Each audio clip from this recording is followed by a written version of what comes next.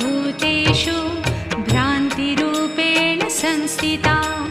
नमस्तस्यै नमस्तस्यै नमस्तस्यै नमो नमः।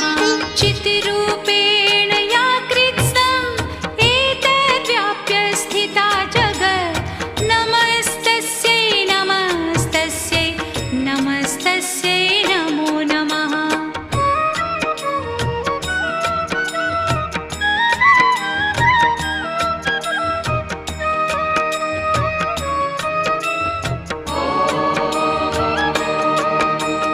सर्वमङ्गलमाङ्गल्ये शिवे सर्वार्थसाधिके शरण्ये त्र्यम्बके गौरी